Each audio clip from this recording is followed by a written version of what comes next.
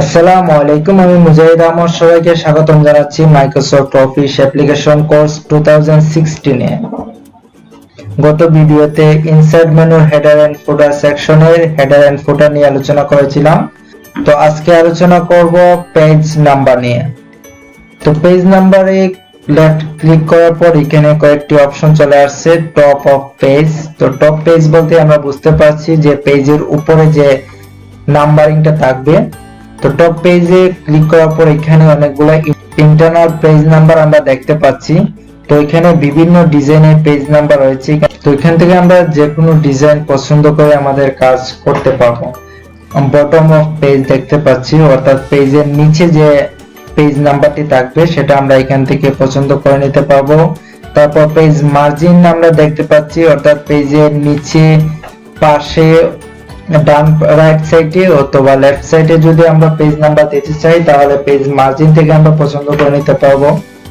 অথবা current position, এখানে অনেকগুলা পজিশন রয়েছে, সেই পজিশন থেকে আমরা যে কোনো একটি সিলেক্ট করে নিতে পারবো।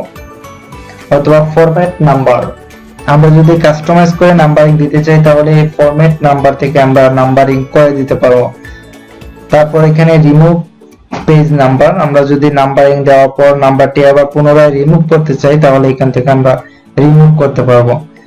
তো আমি প্রথমে একটি পেজ নাম্বার সিলেক্ট করে নিই। এখান থেকে নেওয়ার পর আমাদের যে ফুটার এবং আমরা যে হেডার এবং ফুটার নিয়ে পূর্বের ভিডিওতে আলোচনা করেছিলাম সেখানে তো সিমিলার ভাবে পেজ নাম্বারটি দেওয়ার পর আমাদের হেডার অপশনটি চালু হয়ে গেছে, অর্থাৎ হেডারের মধ্যে পেজ নাম্বারটি চলে আসছে।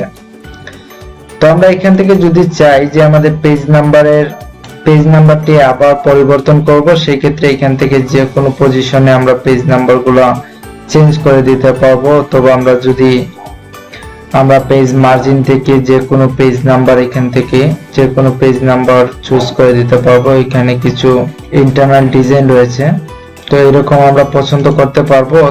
অথবা আমাদের পেজ নাম্বার এখানে যে বাই ডিফল্ট যে কালার বা যে ডিজাইন রয়েছে সেই ডিজাইন যদি আমরা পরিবর্তন করতে চাই তাহলে ফরম্যাট অপশনে গিয়ে আমাদের এখানে যে বাই ডিফল্ট অনেকগুলো ফরম্যাটিং ডিজাইন রয়েছে, আমরা সেখান থেকে ডিজাইন চেঞ্জ করে দিতে পারবো। তো ফরম্যাট অপশন নিয়ে যদি কারো কোনো কনফিউশন থেকে থাকে তাহলে অবশ্যই আমাদের পূর্বের ভিডিওগুলো দেখে আসুন।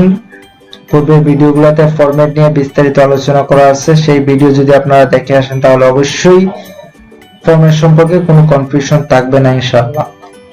তো পেজ নাম্বার দেওয়ার কারণ হচ্ছে পেজ নাম্বার দেওয়ার সাথে সাথে আমরা কতগুলো পেজ লিখলাম বা কতগুলো পেজ নিয়ে আমরা আর্টিকেল কতগুলো পেজ নিয়ে আমরা কাজ করলাম সেটা নির্ধারণ করে দেয় এবং প্রথম দ্বিতীয় পেজ আমাদের দেখিয়ে দেয়। তো কে পেজ নিয়ে এসেছে। তো আজকের আলোচনা এই পর্যন্ত। ধন্যবাদ সবাইকে।